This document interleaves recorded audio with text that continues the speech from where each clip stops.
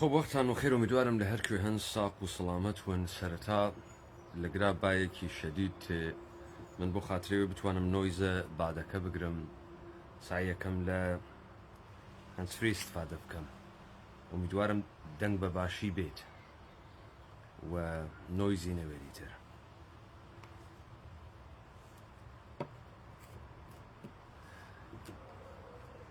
وەختە خۆی قانع وتی ئەگەر من مردم لاوانە تۆ خۆش، ئەگەر هیتلێر مرد گاوانە تۆ خۆش، قەینیان و دنیا زاو مەرگە. لەم سەروبەندە حەساسە من مەشیایە زیاتر و زیاتر ڕوو بە جامعەی کوردەوار قسەم بکردایە، بەڵام سەختیەکانە زندگی ئەو مەجالە ناخولقێنی متاسفانە، بۆیە دیڤیتەکەی ئەمڕۆمان ئەکرێت تێهەڵکێشە کۆمەڵێک ڕووداوە فرە و فراوان بێت کە من محاولەکەم بە کەمترین کات کۆی بکەمەوە، بەڵام تەمامە ئەمانە سەرەتایەکی گەرەکە، داڕشتنێکی سەرەتایی گەرەکە تا ئێمە لە ئەهەمیەتە وەزعیەتە ئەمڕۆژینە خۆمان تێبگەین. کۆمەڵی معریفە و حکمت بە زمان بە تەنهایی انتقال نادرێت، بۆ کەسێک ناگوێزرێتەوە.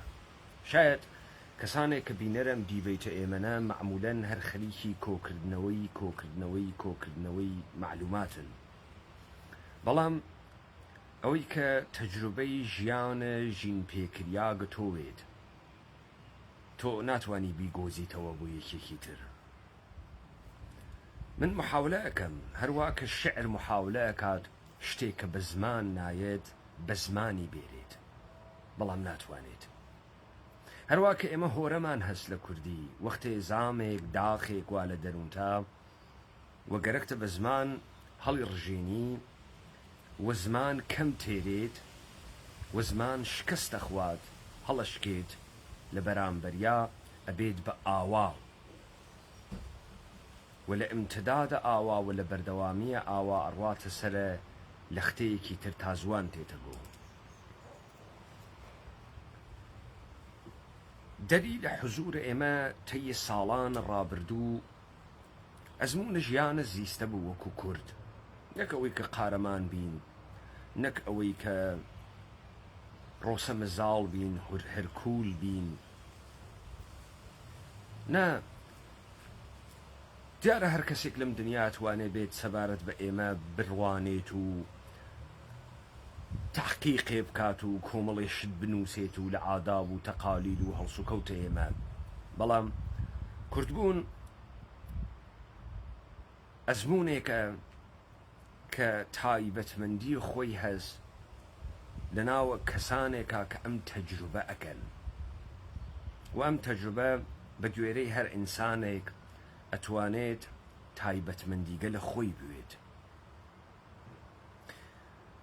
منێک کە ژیانم بەهۆی تەلاتوماتە دنیای ئەمڕۆ و ترانسفۆرمیشنێک کە ئێمە تێە قەرارمان گرتگە و خەریکین گۆڕانگە لە بنیادین تەجروبە ئەەکەین لە دنیای ئەمڕۆژینا، ئەوەی لێ دروست کردم کە حەدە ئەقل ئەمەوە بۆ خۆم نەمەتوانی بەری پێ بگرم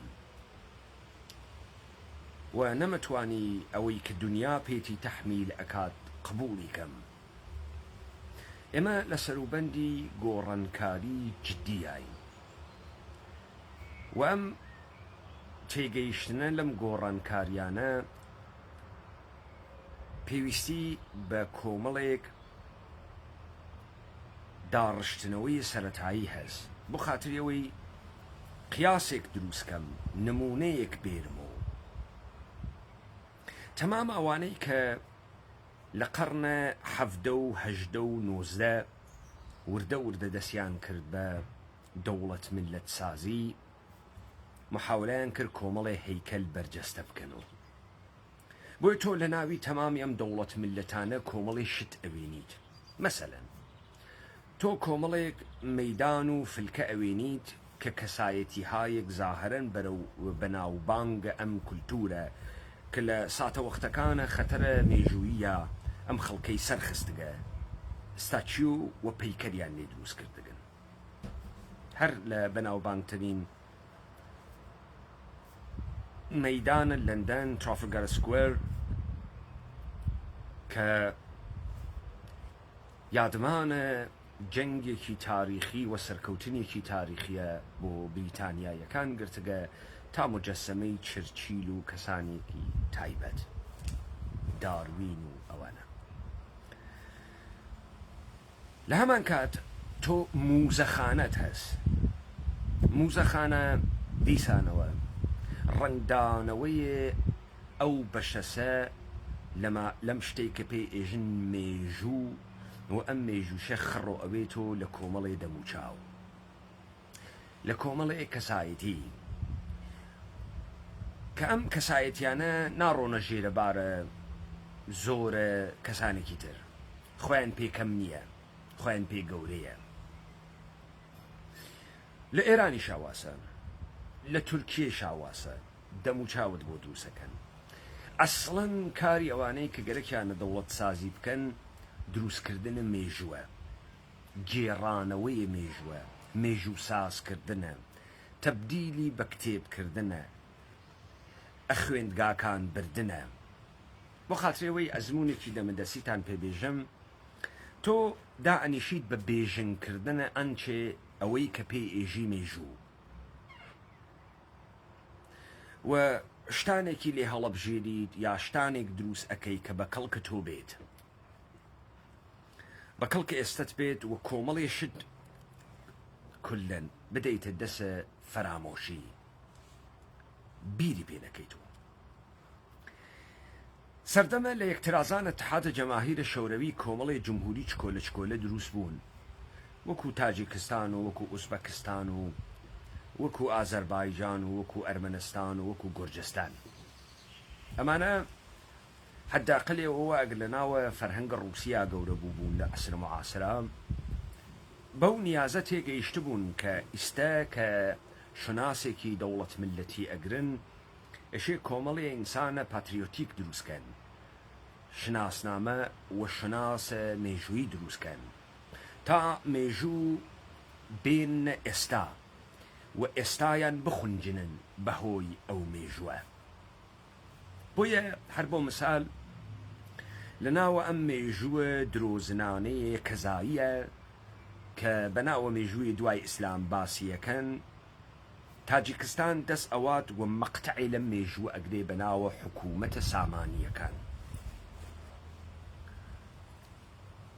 هەر بۆیە تاجیکستان مجەسەمەی ئیسماعیل سامانی یا پەیکەر ئیسماعیل سامانی لە جێی پەیکەرەکەی لنین داهەنێت بۆیە واحدە پوڵە تاجیکستان ئەوێتۆ سامانی ئوزبەکستان ئەگەڕێت و هیچێک لە مێژووی معاسرە خۆیان نادۆزێت و بندەسیە ژێردەسیە ژێردەسیە ڕووسیەز داپڵۆسیانە ئەڕوات هەر لەم مێژوویە کەزاییە مەقتعێگە دۆزێت و بەناو مەقتعە تەیمورە شەل تەیمورە شەل ئەو داستانە کابرایە مغول ئوزبەکەسەوە بە شمشێرەکەی تا فتح موسکۆ و ڕووسیە و تا ئەوروپایش چوو و تێن مجەسەمەی تەیمور و پەیکەرە تەیمور لە جێگەی پەیکەرەکەی لنین داهەنێن جاران لە کاتە اتحادە جەماهیرە شەورویە کوڕ و کچ کە زەماوەندیانە کرد دەستە گوڵێکیان ئەوردە سەر مجەسەمەکەی لنین و پەیکەرەکەی لنین ئێستا هەمان کار لە پای پەیکەر تەیمورەکەن تەیمورێک کە وەکو لنین دوور ئەنوارێت مژدەی ئاسۆیەکی ڕوونەدات ئێران هەمان کاری کرد بۆیە تۆ ئەوێنی کۆمەڵێ دەموچاو ساز ئەکرێن مەقاتەیەکی جۆرا و جۆر لە عەسرە معاسرە ئێران ئەم کۆمەڵە دەموچاوە ئەکرێن بە نوقڵە دەمە خەڵک لەوانە کوورۆش لەوانە ئەردەشیر لەوانە کەیخەسرە و لەوانە و مهمتر لەوانە لعسرێکە کە ئێران گەرە کەسی شناس بۆ خۆی دروستکات ئەم شرکەتە ئێرانیە و مێژوو نووسی بکات کەسێ بە ناو سەعید نەفیسی ناگەهان کەسێک دەردێرێ لە مێژوو بە ناو بابەک. مێژوو چییە؟ کۆمەڵێ پڕتۆکە، کۆمەڵێ چیرۆکە. بابەک کێس؟ بابەکە خۆڕەمدین زاهرەن لەم منتەقەیە موکریان و ورمێ و ئەوانە کەسێکە قیامی کردگە، شۆڕشی کردگە، ئاخێزی کردگە بەرامبەر بە دەسەڵاتە عەباسیەکە. لەوێ بۆ ئەم ناسیۆنالیزمە کەونگەرا کە گەرەکێ شناسێک دروستکات تا دەوڵەت ملەتە ئەمڕۆژی نەخۆی بخونجنێت و بێژێ ئێران هەر بووگە هەتا بووگە و بۆیە ئەگەر ئمڕۆ کۆمەڵێ تریاکیە ئورەیە بێدایک و باوک لەگرا حکوومەتەکەن ئەمانە بە میراتە تاریخی هاوردگیانە و ناویان ئێرانە. بابەک لە قەڵەمە نەفیسیا دژبەرێکی بەرامبەر بە حکوومەتە عەباسی دەسەڵاتە خەلیفەی مسلمانانە عەرەبە. عەرەب ئەبێ بە حەفی، ئەبێ بە ئەژدەها، عەرەب ئەبێ بە عەرەب پێپەتی، عەرەبە دیاوان گەرد، عەرەبێک کە کولتورە گەورەیە ئێران لەبینەوە. قەحرەمانە ئەم داستانە لە مقابڵیانە کەسێکە بە ناوە بابەک، پاشان ئەبوو موسلمە خۆراسان. هەر لەم چێهرەیە بابەکە ناگەهان حیزبە تودەیەک لە ئێران دروستەوێت، کەسێک بە ناوە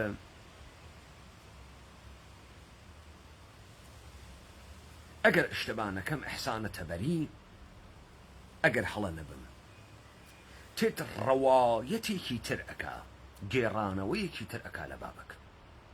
وێژێ بابەک قارەمانە چەوساوەکان و برسیەکان و پێپەتیەکان بوو، شۆڕشگەری ئاوا، شۆڕشگەری کۆمەڵایەتی ئاوا دژ بە دەسەڵات فقط بە ئەدەبیاتە مارکسیزم لێنینیزم ئەهۆنرێتەوە. فرێ پێ ناچێ. هەر ئەم بابەکە کەسێ بە ناوی ئایەت الله متەهەریە متەئەخر حەملەی پێکا لەژێ ئیسلام شناسێ. ئەم بابەکە 6 گێڕانەوەی جۆراوجۆری لە یەکەن تا ئێستا. ئێستا بابەک بووگە بە قەحرەمانە تورکە بێ هۆڤیەت، تورکە بێ شناس.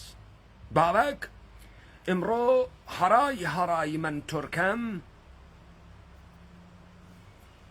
لە سەرزەمینە ئێمە بووگە سۆ هەیکەلێ کۆمەڵێ تورکە فاقدە مێژوو تا تورک شناسە خۆی بوەسێتەوە پێی تا بتوانێت لە سایەی ئەمە دەسەڵات بۆ خۆی دروستکە.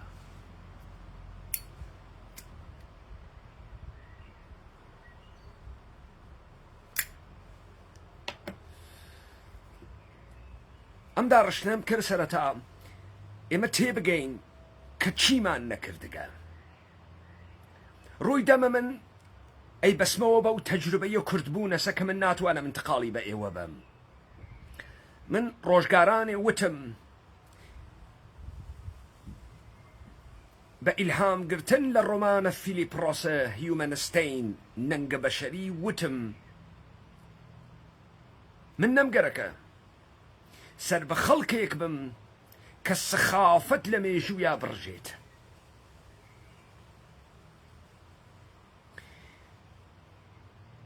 کاکی نوخبەی کورد، دادەی نوخبەی کورد، قەڵەم وەدەست، دانشگاهی، متەفەکر، وەختێ من بە تۆ وتم کەسایەتیەکان بەرجەستە ئەونۆ تا ئەم کەسایەتیانە بوون بە حافزە ئەم سەرزەمینە، ئێوە مەشایە حافزە ئەم سەرزەمینە بوایەنا، ئێوە مەشایە مێژووتان دروست کردایە لە نەتاشیاک بتەن تاشیایە. سەتانە وتونۆی خەڵکی هەموو کۆمەڵگایەک. بۆی مهم نییە کێ بەسەری حکوومەتەکە، بۆی مهم نییە ئیشغاڵە وێ یا ناوێت. وەختە حکوومەتە ویشی لە فەڕەنسەدا ئەندرێت ئەحیانەن ئەمسال ژان پۆل سارتن کە ئەڕۆنە ناوە بەرەیە مقاومەت وە شەڕە ئەڵمانە نازیەکەن. تۆ مارشال پەتەنێکت هەست، تۆ مارشال دۆگۆلێکت هەست، دۆگۆل شەڕێکە پەتەن دەستنشاندەیە دەست حکوومەتە نازی ئاڵمانە.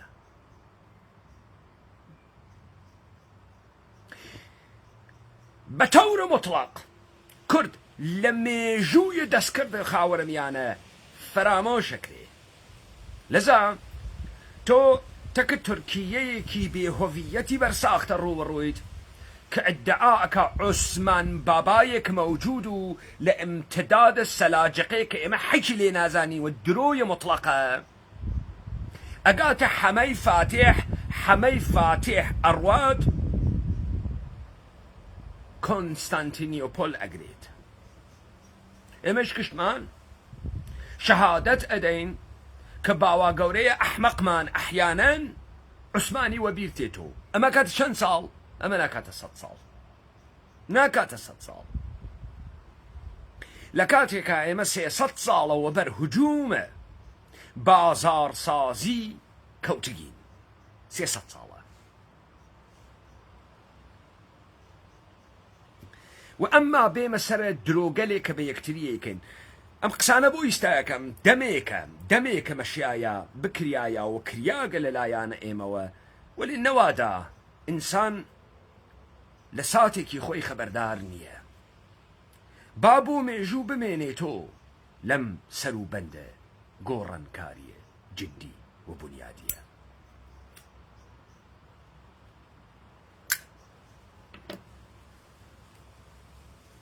کەواتە من بە هاوردنەوەی مثالە تاجیکستان، ئوزبەکستان، ئازەربایجان گەرەک بوو بە ئێوە بێژم ئاغایانە نخبەگە لە قەڵەم بەدەسە کورد، تۆ مەشیایە لە نەتاشیاک بتاشیایە بۆ کورد، هەروە کە دیگەران لە نەتاشیاک تاشیگیانە بۆ خۆیان.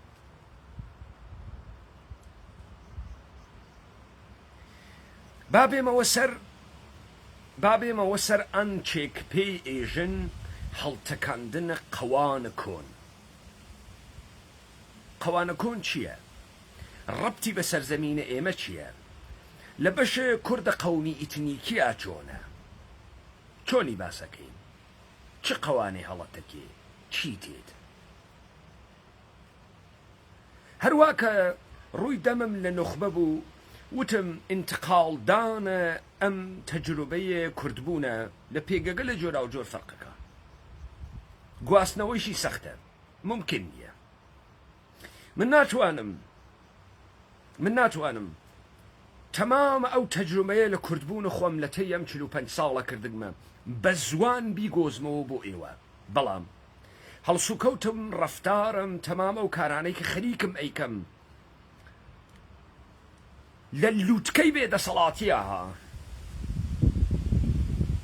نەک کوڕە ملیاردەرێک بووبم، کوڕە ئیلان ماسکێک بووبم.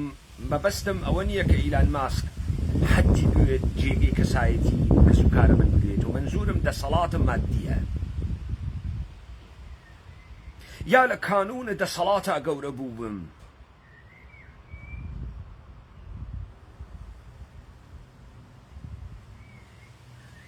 ئەلا ڕقمە ئەوەی کە ئێمە خۆوان بە پاڵاوان نازانین مەجبور بووین شان بدەین لە ژێری.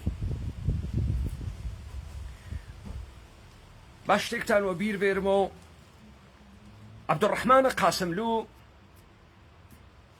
ڕەهبەرە تەرۆرکردیاگە حیزب دموکرات ئەژێت کە لە مساحبەیەک تەکە عنایەتە فانیە ئەژێت ئێمە ئێستا خودمختاریمان گەرەکە، بەڵام نازانین جیلی داهاتوو چی گەرەکە. هەرە قسەی عەبدوڕەحمانە قاسملووە هەم مەسعودە بارزانی هەم جەلالە تاڵەبانی و تەمامە کەسانێکی تر ئەیکەنەوە لە ژێرە ئەم ئادرسە کورد ئیستە ئەمەی پێەکرێ. ئەمە قۆناغێکە، ئێمە گشتمان حەزمان لە مەسە کە دەسەڵاتمان بێتۆمانە ویژە قۆناغێکە ئەممانە پێکرێ.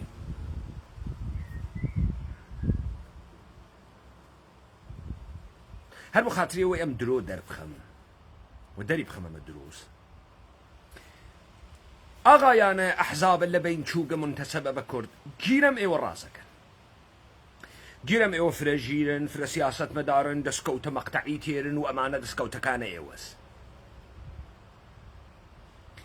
ئایا حکوومەتە هەرێم ئاغای پەکەکە وە کەسانێکی تر کە کۆمەڵێ ئیمکانات جدیتان لەبەردەساو. ئۆکێ، ئایا حکوومەتە هەرێم، ئایا پارتی یەکێتی، ئایا مەسعود بارزانی، ئاغای بنەماڵەی تاڵەبانی، ئێوە چوون کورتان حڕاج کرد تا دەسەڵاتێکی مەقتەعی بۆ هەناسە کێشانە کورد دروستکەن. من لێتان ناکڕمەوە زانی بوو، چون ئەو وەختە ئێوە مەشایە بیرتان لە دەورانێکی تر بکردایەتەوە. ئۆکە ێژە تۆ جێی سرم کەرەوە خۆم جێی پێمەکەمەوە. ئێستا وەختی بوو تۆ بەجێ ئەمەی مجەسەمەی مەڵا مستەفا بارزانی دروستکە کە تاریخێکە لە شکست لە خیانەت، مجەسەمەی قازی محەممەد دروستکەی کە تاریخێکە لە شکست لە خیانەت، هەروواکە ئوزبەکەکان 500 ساڵ لە تاریخیان ئەقرتێنن لەبەرەوەی وەبیری نێرن و بندەسوگن حچێکیان نەوگە. ئەڕۆن تاریخێکی خەزایی بەناوە تاریخە تەیمور لەنگ و تەیمورە شەل دروستەکەن. ئەگەر قرار بواە ئێمە کورد دەسەڵاتێکمان بواە و خۆمانمان بنووسایە، بۆ ئێمەتان لە دڵە تاریخ نەهاوردە دەرەوە. ئێمە کەین مشتی دۆڕاوە 2500 ساڵەی تاریخین، دۆڕاوە ژێرە دەسە شاهانە حەخامەنشی، پاشان شاهانە ڕۆمی، پاشان سپای ئیسلام، پاشان نۆکەران و تێهەڵدریاگانە خلافەتهای یەک لە دوای یەکە ئیسلامی بووین. واقعاً دێ تۆ چۆن ئەمڕۆ سەربەرزەکەی تۆ ئیدعاوتی؟ واقعاً دەی ئیستە تۆ وتە ئێمە حیچمان وەدەسۆنە و کۆتا هاتین شتێکمان بەنی. 30 و خوردەیە ساڵە ئێوە فقط لە هەرێمە کوردستانە 6 ملیۆن ئینسانتان وا لە بەردەسا، 3000 دانە ڕسانەتان هەست، ملیاردها ملیارد دۆلار ئیمکاناتە ماڵیتان هەست.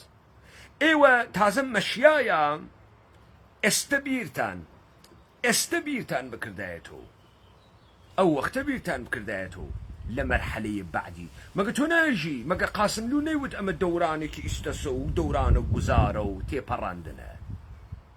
ئێستا مەشیایە ئەوانەی کە ناویان نوخبەی کورد بوو پەروەردەت کردایە.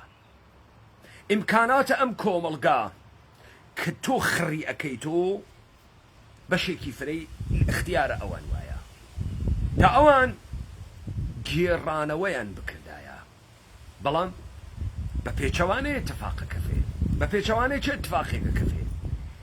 ئێوە مەئموریەتان هەست کورد هەتایە لە مێژوو بە عنوانە وجودێکی مێژوویی بسڕێتەوە لە بینچێت. هەر ئینسانێکیش هەستە بە مەجد و گەورەی یەکات خۆی بواتە بازنەیە دەسەڵات دەوڵەتانێکەوە شکلیان دیت. یعنی ئاغایان بۆ حکوومەتە هەرێمن بۆ زۆر مهمن، چون عێراق مەوجودیەتیان پێدا. ئەگەر عێراق نەوێمانە حچی نییە، حەکی نییە. ئاغایان ئەحیانەن بۆ سوحا کەسایەتیەکەن چون دەوڵەت ئێران مەوجودیەتیان پێدا. عەبدوڵڵا ئۆجەلان بۆ کەسایەتیەکە چون دەوڵەت تورکیە مەوجودیەتی پێدات. ئێژێ خەڵکە کورد جەژنە قوربانە بێ قوربانیتان لێ پیرۆز بێ.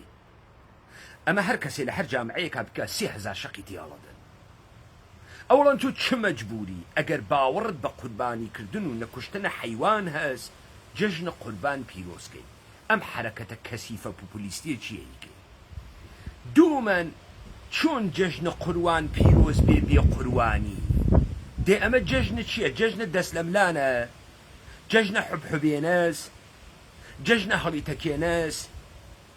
دێ مەگە ناوی نییە بەخۆی وە جەژنە قوربانە.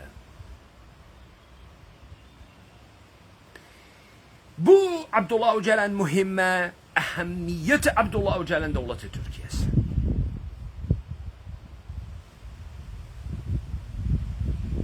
ئێستا ئێمە وانە سەروبەندە چه گۆڕانکاریەکە؟ وانە سەروبەند ئەم گۆڕانکاریە. تەمامە ئەمانەی لە ژێرە ناوە حیزب کوردی دەمیان کردو، لە ژێرە ساختارە حیزب لینینی گۆیان وا کرد. نە دەرکێک و دەریافتێکیان لە ئینقلاب ئۆکتۆبر بوو، نە دەرک و دەریافتێکیان لە کۆمونیزم بوو. حەج ئەمانە نەک شۆڕشە هەژاران بۆ تەحقق دنیای سوسیەلیزم نەبوون، نەک دەرکێکیان لە تەلاشە بۆ داڕشتنە دنیای سوسیەلیستی نەکرد و نەیان بوو، بەڵکو بازووی چەپە نظام سڵتە بوون بۆ بێهەمە چیزکردنە خەڵکانە ئێمە تا تابعینە عێراقی، ئێرانی، تورکی و سووریان لێ دروستکەن. لەسەرۆ حاکمیەت و نظام سڵتە مؤسسات دائنێ لە ژێرۆ ئەمانە تحت ناوە شۆڕش لە بەرامبەرە فئودالیزمە خەریکن ئەکۆچێنن ژیان کۆن لە بینەوەن تا ئینسانە بێ هەمە چیز و بێدەسەڵات دروستکەن بیخەنە بەردەستە عێراق، تورکیە، سووریە و ئێران ببێ بە مەواطنە عێراقی. ئەمتانەوە بیر نایێتەوە باوە بیرتان تێر بوو و بیرتان تێر بوو ئەمانە بۆ تحقق ئارمانە سوسیەلیزم نەونۆ چەپ هیچ دەرک و دەریافتێکیان لێ نەبوو. هەروە کە قازی محەممەدیان رووسیە دروستیەکات وەختی ئەو منتەقە ئیدارەکەش ئیدارەی مەحەلیەکیشی بۆ دروستکە لەسەر مۆدل و سیستەمێکە هەسی اتحادە جەماهیر یعنی جمهوریەکان یعنی کۆمارەکان سوسیالیستیە شەوروی.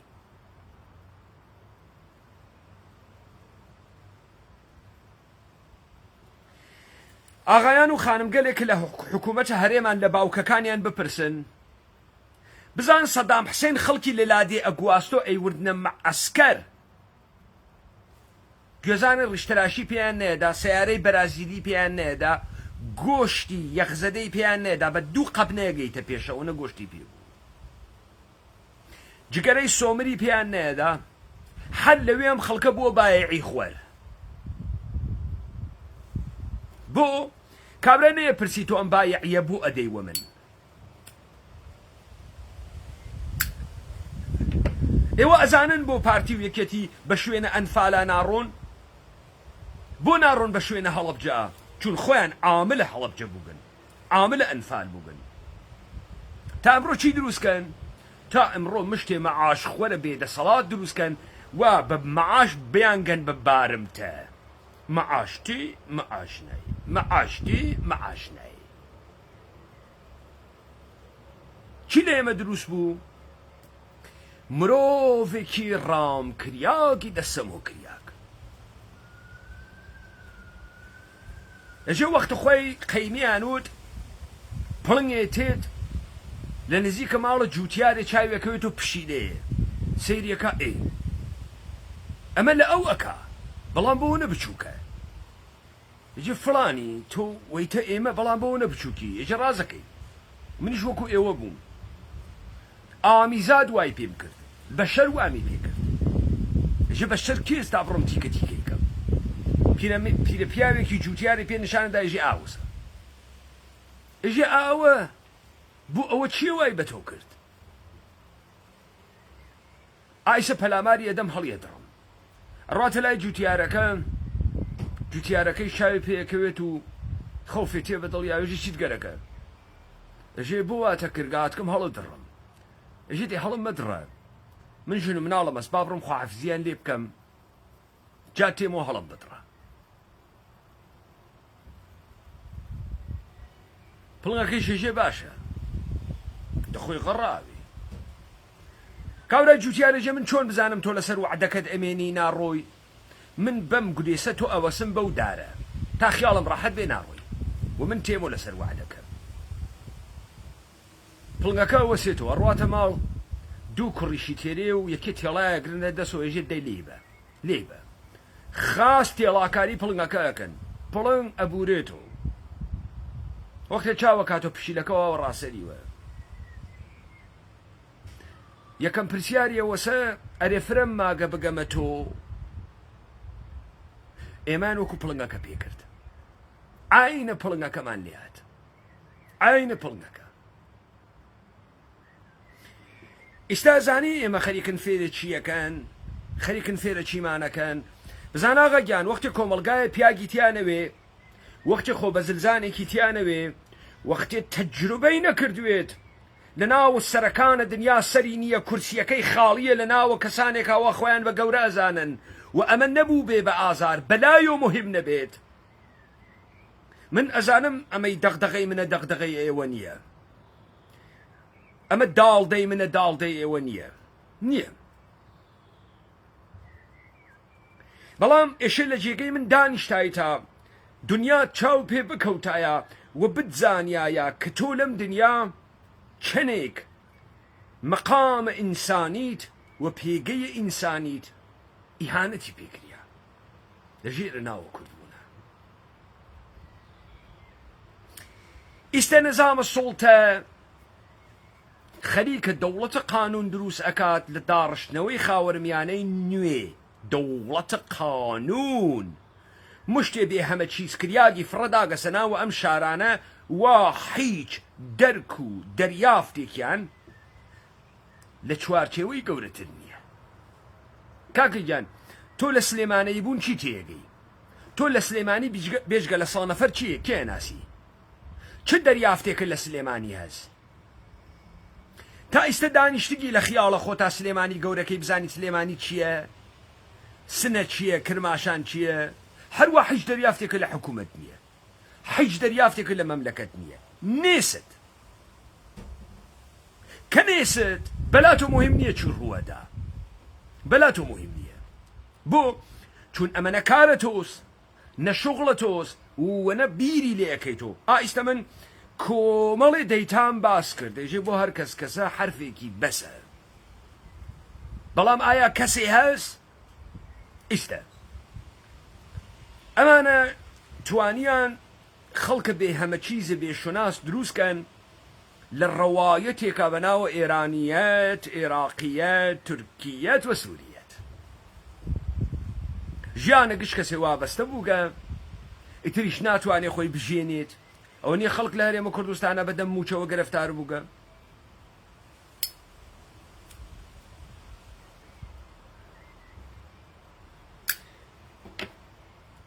ئیستە تێت بۆ چییە کاتە باو ئەم تە بۆ کاتە باو بڕۆمەوە سەر قسەکەی تر ئەمانە حیزب لینینی بوون لە چوارچێوەی فۆرموڵە حیزب لینینیە تۆ ئیدارەی اتحاد جەماهیر شەورەیویت بوو مەقتەعێ ئەمانە هاتن و وتیان مافی چارەی خۆنووسی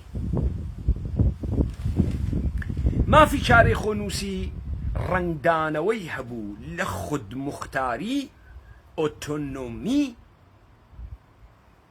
گەلانێک کاستەکەن جیاوازن ئەم حیزبی لینینیە بووە نسخەیە چارەنووسە کوردە بیر نەکریاگە دروستکریاک تحت ناو حیزب خودمختاری بۆ عێراق خودمختاری بۆ کوردستان دموکراسی بۆ عێراق خودمختاری بۆ ئێران دموکراسی بۆ کوردستان ناگەهان لە ساڵە 2003 اتفاقی کەوت پەلامارە عێراقیاندا وتیان فدرالیزم کاکە فدرالیزم بەر ئەساسە چی فدرالیزم بەر ئەساسە چی ئێستا کۆمەڵە و دموکرات و کونفیدراڵ و ئەمانە بەر ئەساسە چییە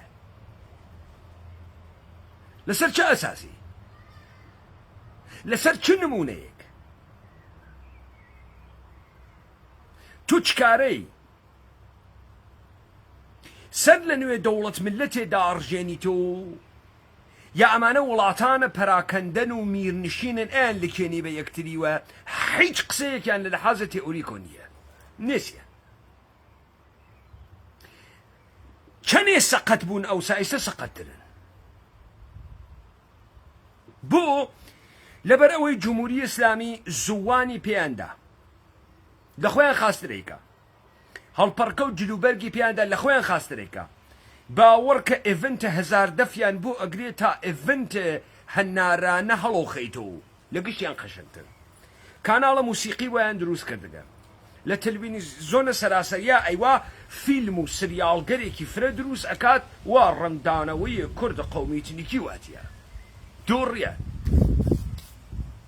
قسەیەکی تریان بۆ کردن نییە ئیستە ماگنۆچی فدرالیزم کاکە فدرالیزم بەرئەساسە کامە فورموڵ تۆ لیبراڵی تۆ سوسیالیستی تۆ ناسیۆنالیستی تۆ چیت ئەمە کامە فورموڵە ناومە حەزەکەین و ئاڵمان فدراڵە ئاڵمان فدراڵە چییە تۆ گەرەکتە دەوڵەت ملەتە ئاڵمانی دروستکەی دەی چ ڕەبتێکەوە کورد هەست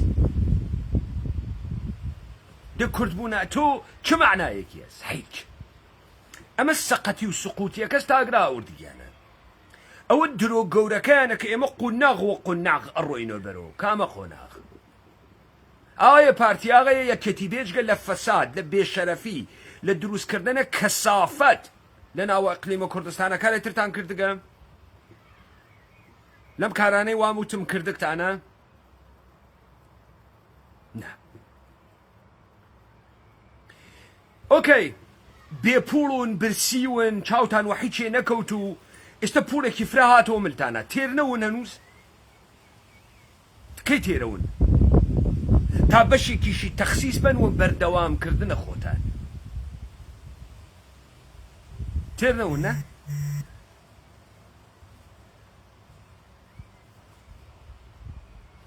کەواتە ئەمە دروست ئەمە تواندنەوەی کوردە لە ناوە دەوڵەت ملەتگەلێکی بێشناسی درۆزنانە تا کورد بە تەمامە مەعنا لەبەینچێت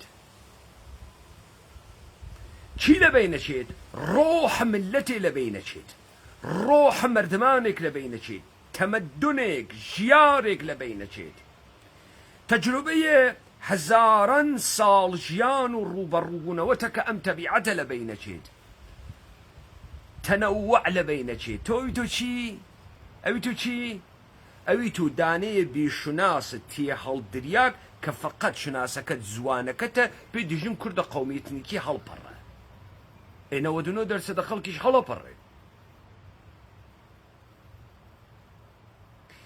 بۆ لە ناو کووردا گەورە نامێنێت کەسی گەورە نییە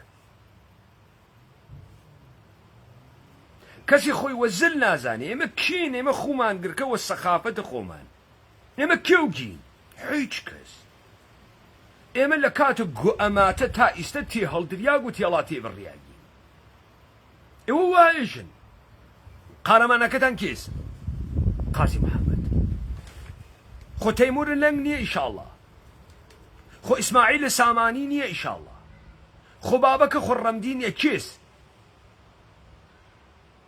قازی محەممەد مەڵاوە سەفای بارزانی ئیتر کێس عەبدوڵڵا ئۆجالە واقعاً بابەگیان ئینسان حەیرەت ئەکا لەم میزانە بەلاهەتە وا ڕووی تێەکەن ئۆکەی خەڵکی عادی ئەمە تکرارەکاتەوە حەرەجێ نییە واقعاً ئەم کوردە پیاەکی تیان نییە بفامێ دروستکردن کەورە کاکەیەوە ناژن بتەوەی کوردن من هیچ وەخت نەموتکەیەوە بتەوەی کوردن بتەوەن چین دەی ئەم بتەوە چواردانە قارەمان و پەنجدانە باوکی گەرەکە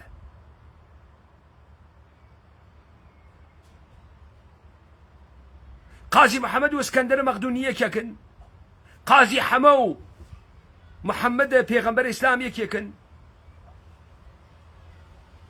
قازی حەمە و کەمال ئاتاتورک یەکێکن قازی حەمە و ڕزاخان یەکێکن ئاخر کاکەگیان ئێوە بۆچی هەرچی شتە لە قمۆ لە قاویەکەن ئێوە کارمەندە کوێن وا ئیستا حیچێکیان بۆ نەماگەس و یەک ئێرانی دروستکەین متەکەسر و ئێرانە متەکەسر ناوێت تەبدیلە بە دروشمە ئینسانە کوردی بوێت عزیزگان ئێمە چون فەلسەفەی سیاسی نازانین کارکردە فەلسەفەی سیاسی چییە فەلسەفەی سیاسی باسە واقعیەتێک ئەکا کە ئیستە ئێشێ واوێتە تەجویزیە سەردەمانێک لە کاتە مەسئلە مسألة لبين بردن آشوبة سردمانك لبين بردن ديسبوتيزم و استبداده قشتي قلم ليدا لسري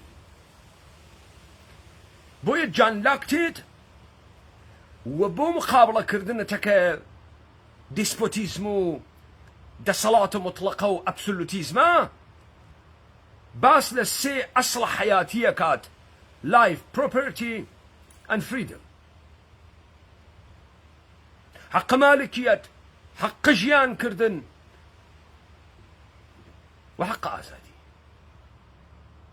سردماني لقرن نوز ده مسألة فلسفية سياسية لدنياي غربة أبتو تأمين اجتماعي عدالة برابري خوازي ما في برابر رفاه أو يكس شبكاني ونبرو قارمان أما ماركسا قشتي لحول أما أنوسيت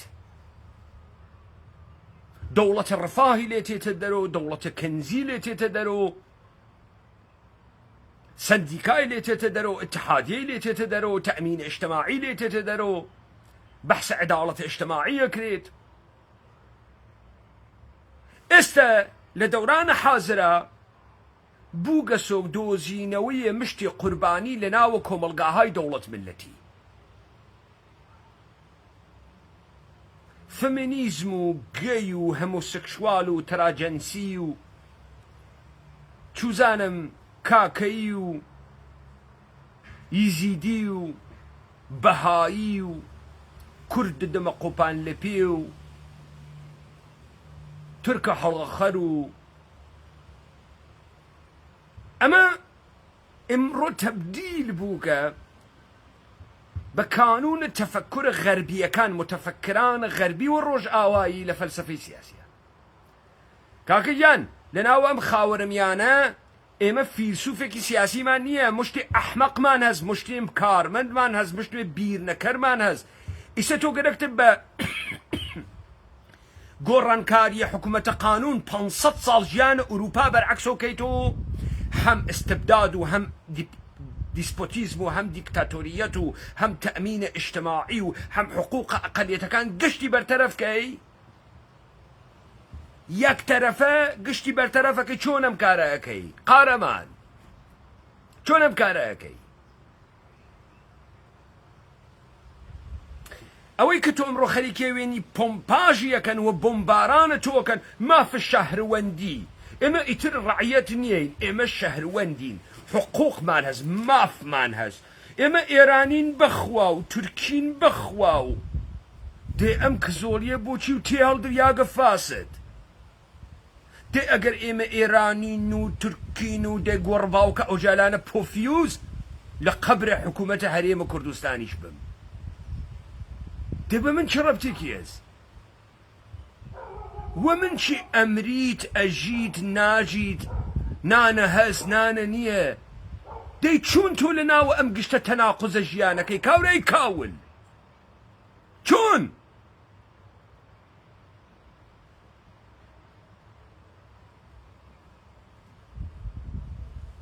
تۆ مافە شەهروەندی تێ هەڵدریاک مافە هاوڵاتی وەفای وڵاتیشی گەرەکە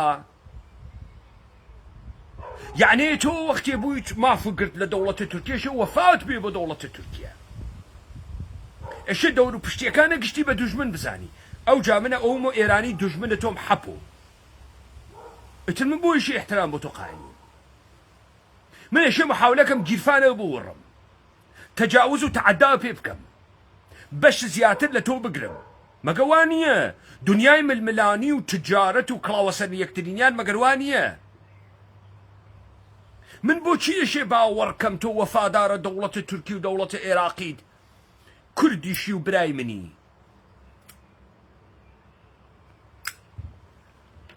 تۆ خەریکی دەوڵەتە ئێرانی دەوڵەتە عێراقی دەوڵەتە تورکی هەتاییەکەی تۆ لە ژێرە ناوە دەوڵەتە قانونە ئیتر ڕەوایەتە تاریخیشی نەگەرەکە ئەو تەحەولەی لە بابەکە خوڕەمدینە لە ئێرانە بۆتانەموت ئیتر نەیگەرەکە ئێمە گشتمان ئینسانین و كومڵێ مافمان هەسوو قانون زەمانەتە مافمانەکە واقعان قانون زەمانەتە مافتانەکە کامە قانون چۆن ئەیکا تۆ کۆمەلگایەکە داڕشتگە مشتێ ئینسانە بێ هەمە چیز کردگە کاورە دەرک و دەریافتی لە خۆی نییە هەردوو نەفەر یەک ناگرێ پیای تیان نەماگە ئینسانە گەورەی تیان نەماگە گشتمان هاڕیاگین چۆنی داڕژی تۆ پۆفی و زێمە خاسەوی چۆن کاکە گیان ئێمە کەوتکینە گەمارۆیە مشتێ خائنێ تابوونە دەندان خائن وا لە پێناوە ژیانە قێزەونە خۆیانە تەمامە داهاتوو ئێمە هەڕاجەکەن منە پەیمانە حەیدەری 45 ساڵمە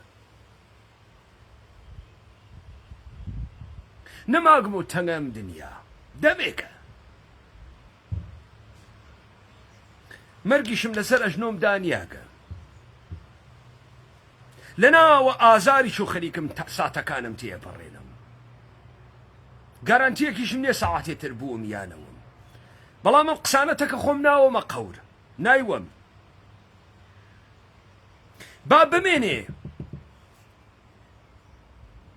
ئەگەر جزء ئاخرین بازمەندەگانە کورد بووین با بمێنێ بام تەسویرە لەبین نەچێ گەلە کۆمەیە پیسێکتان کرد لەم خەڵکە مشتێ تەجاوز پەزیرە تەعەدا قبوڵکەرە کە زۆڵە تێ هەڵدریاکتان لەم دنیا دروست کرد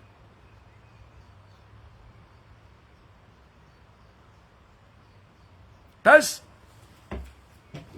بەم سەرەتاوە مەدخەلەی کە من دروستم کرد و ئەستەدلالم دادەمە یەکتریۆ ئەستەدلالم دادەمە یەکتریۆ پاشان ئارا ئەخۆمم وت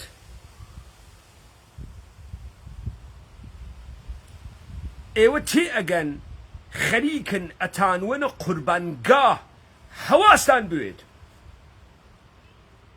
شەهوەت کوێرتان نەکا حەیچێ ناگۆڕێ خراوترە بێت با بزانن باوەڕکەن بە گۆڕینە دەمامەکە دەوڵەتە ئێرانی عەداڵەتە ئیجتیماعی نایێت باوەڕکەن تەبعیز و دیسکرمینەیشن لەبین ناچێت باوەڕکەن هەستە بە سەربەستی و ئازادی ناکەن کاکە ئێمە بەڵێنین ژیانە ئیجتیماعی بکەین هەوڵبەون لە خۆتانە جوتە مەخەن بۆ 20 دۆلار ملمەنێن و ئەمما ئەوانەی کە بەخۆیان ئێژن نوخبە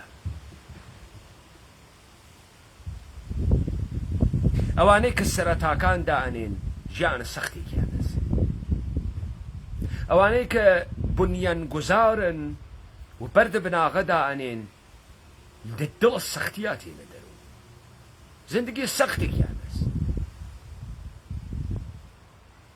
کارل مارکس لە ئەوجە فەقیریان مرد و دەستە فەقیری مرد تەمامە نەقاشانە بەرجەستەی دنیا لە کاتە ژیانە خۆیانە تابلۆیەکیان بە 4 دلار نەسنیاگەن ئێستا تابلۆکانیان بە 200 میلیۆن دلار دەسوەدەسەکرێ ئێستا مەفاخرە ئەدەب و هونەر جەهانن داسایۆفسکی دائیمەن هەشتی لە گرەوە نۆیاو دائیمەن ژیانێکی نامستەقەری ناسەقامگیری بوو نیچە لە ناوە دڵە ئازارا مرد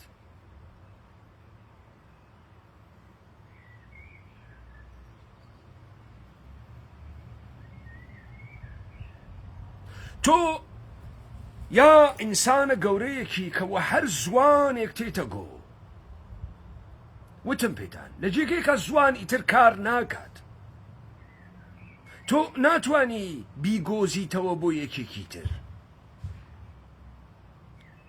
من ڕۆژێ 1 ملیۆن جار دائەڕزێم ئەمرم و زێنک ئەومۆ کە ئەبینم لە ناو پلانەکان ئەم دنیا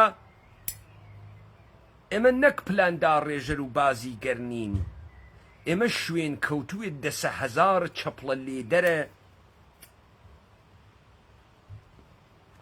دەرە مستەراوەکانە دەسەڵاتیش نییە خەیلی دەردە سەختێکە خەیلی تهي 10 ساڵ ڕابردوو ئەوەی وا ئێمڕۆ ئێوە ئەیوێنین ئێمە هەم خوڵقاندمان هەم هەرچی وتمان هاتنی.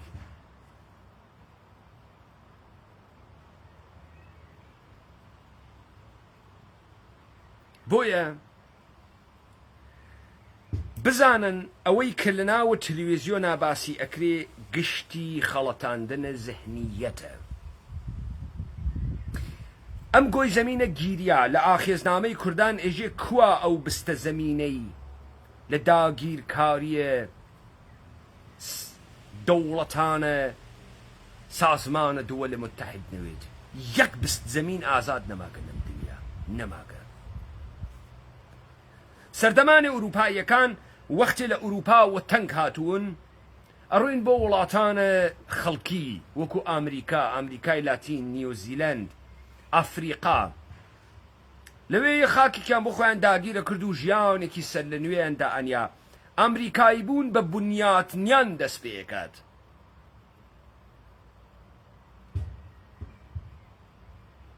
بە کەشتیە مەیفلاوەر دەست پێکا، بە تی پارتی دەست پێکا، بە no taxation without representation دەست پێکات. بەڵام دەورانە ئێمە یەک بست لەم گۆی زەمینە ئازاد نەماگە گشتی بوو گەسە دەوڵەت ملت یاوا لە ژێرە دەسە دەوڵەت ملتێکە. دەورانە تەسەڕفە تاکەکان و مشکە تاکەکانە بە تەمامە قودرەت. ئەگەر فیشەکێک ئەزازن سەدەن ئەبزار و کەرەستەی تر ئەسازن تا خڕۆکەکانە ناوە مەغزە ئێمە و مێشکە ئێمە فەتحکەن، داگیریکەن و داگیریەکەن. من هەمێدم بە چییە؟ من هەمێدم بە وەسە کە من کوردم. من تەجروبەیەکی کوردبوون ژیاکم، کورد لەدایک بووم. بۆیە ئەوەی من ئەتوانم بێژمی ئەتوانێ زامفرە کەسێک بکولێنێتەوە، ئەتوانێ لەبەرەوەی بۆ خاتریەوەی لە کورد تێبگەی ئێشی کورد بژیت تا لە کورد تێبگەی. بەڵام پیاگە گەورەیە پیورە کوردی نە ڕعیەت زا، نە بەچکە ڕعیەت، نە بەچکە نۆکەر. بەخوا تۆ بەچکردنەوەکە نەوەی تەعزیمە دنیا ناکەی. با بزانی لە پارتی وێکێتی تۆ تا پەکەکەت و کۆمەڵە و دموکراتت گشتی بەچکەنەوەکەرن. هەر مەقامێکیشیان بووگە یەکێک پیانی داگە، بە باوکەکان و باواکانشیان یەکێکی تر پیانی داگە. بۆیە دائیمەن بەچکەنەوەکەر یەکێکی تروگن. بۆیە تۆ لە تەیە 32 ساڵە ڕابردوویە دەسەڵاتە حکوومەتە هەرێمە کوردستانە یەک پیاوت نەدی حکوومەتە هەرێمە کوردستان پەروەردەیکا. ئەوەی پیاگە تف ئەکا لە حکوومەتە هەرێمە کوردستان لە پارتی و یەکێتی و لە ژیانە حیزبایەتی. ئەوەی پیاگە.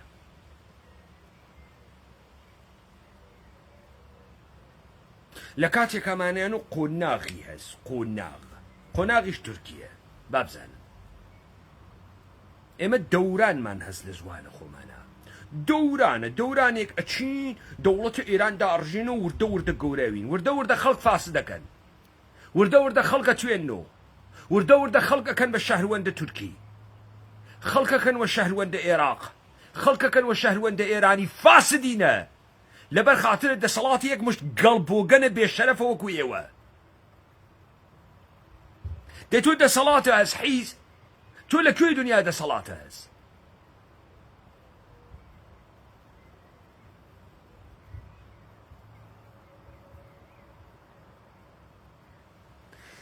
ئەمە داستانێکە کە ئێمە کەوتکینە ناوی کڵاو نەچێتە سەرتان. بزانە ها بازیە ئەمریکا تماشاکەن. من وتم 7 ئۆکتۆبر بازیەکە ئەشێوێنیت، وتم دیبەیتەکان مەوجودن. ئەمانە وتیان ئەڕۆین و حەماس لە بینەوەی نەیانتوانی، وتیان قەزە نابوو دەکەین، بینایان لە بین برگە، خەڵکە قەزە تەسلیمەوە. مەسئلەی فلستین بۆیان حەلاوێ. ئێستا زانین چ بازیەکەکەن؟ 2 ساڵ دنیایان مەمنوع کرد و دنیا وتیان تەروریست، قەتڵ عامە دنیایان کرد و پەلەپەل چوون حکمێکی جنایی دادگاه کەیفەریە بینالمللیان کرد بۆ ئاغای نتانیاهو.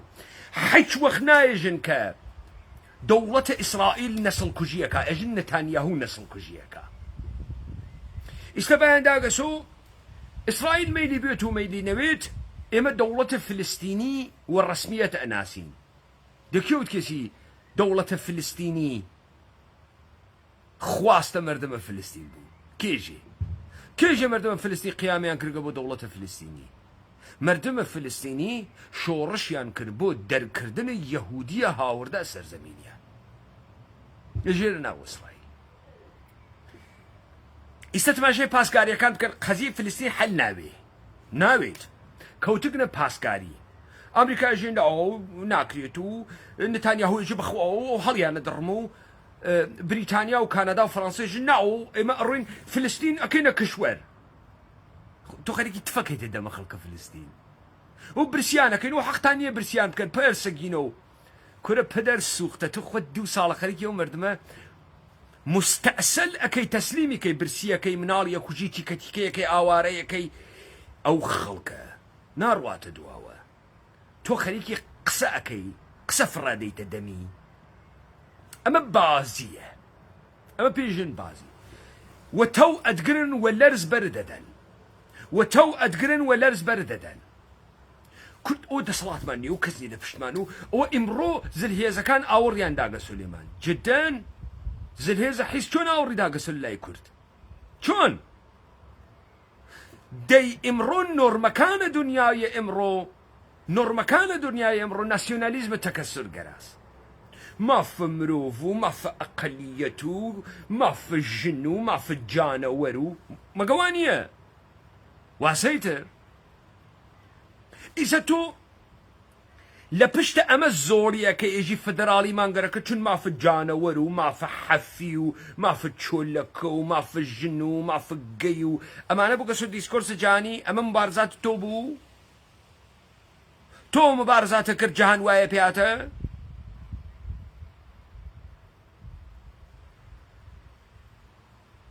ديزل هيزا كان إجن حقوق أقليات بان يعني بطرفدار كردن واقعا يعني شون لنا من سرزمين النخبة كنية بير لدوراني كي تركاتو كاكي سياسة مدار كرد اوكي تو سياسة مداري قواعد بازية دنيا يمرو بازية كي دي خو اما قسما نخوارقة تسليم كاورا بوي دي تو لجيرو فتنة خوفك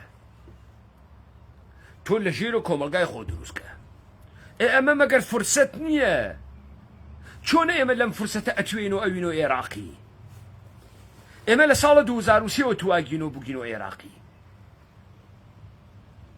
افتخارك من ناس نامي عراقي مان افتخارك من ناس نامي ايراني وتركي مان باورك قز يكبر عكس لا ودرهات خلق ما كردستان حالتان خاصة خيلي حالتان خاصة استقوا الرونو سر عدالة كومالايتي موجودة؟ لا. لبين بردنا تبعيز موجودة؟ لا. شكوي ملي تانهز؟ لا. اتشي تانهز؟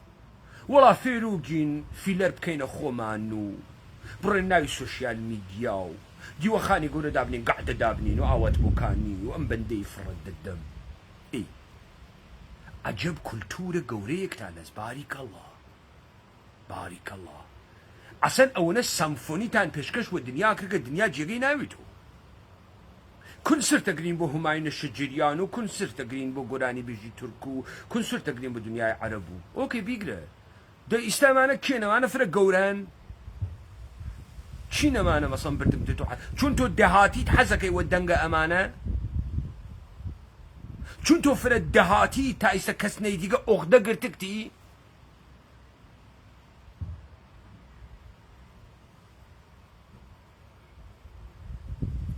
دي اما عاقبة ايواس لإيران ها لتركيا عزيز جان ايوا بو كلاوتشو قس السرطان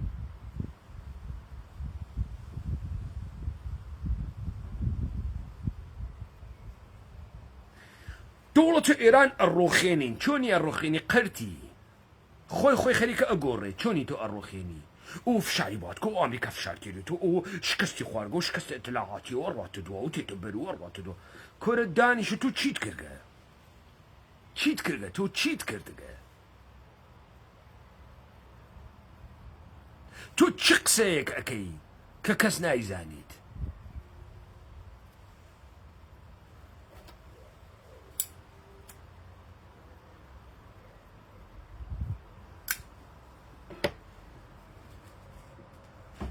بۆیە لەم سەروبەندە ئەوانەی کە خۆیان بە پیاگەزانن بە نوخبەی کوردەزانن ئێشێ وەزیفەیان تێبگەن تووشە شعارە گشتی نەون ئێوە مێگەل نییەن بکەونە شوێنە مێگەل ئێوە مێگەل نییەن ڕسانەکان زەهنیەتان دروستکە ئێوە ئێشێ زەهنیەت دروستکەن هەر وەختە چوونە ئەو پێگە ئێوە نوخبەن و نوخبەی کوردن و ئیمکانی هەسل داهاتوو هەیکەلتان لێ دروستکەن وەلێ مردمێکەوە قازی هەمە هاوردە لەمە خاستە ناوێ مردمێ وە شێ سەعیدە پیران هاوردە لەمە خاستە ناوێ مردمێ وە مەلا مستەفای خائین هاوردت لەمە خاستە ناوێ لەمە خاستە ناوێ و ئەوە خیانەتێ بوو کە کەسانێ لەژێ لە ناوە نوخبەی کورد هەم بە خۆیانیان کرد هەم بە مردمیانە کرد ئومیدوارم لەم سەروبەندە ئێمە بتوانین گۆڕانکاریەکی گەورە دروست بکەین ئێمە بتوانین کۆمەڵی ئینسانە خۆوە گەورەزانە کورد بدۆزینەوە لایەوە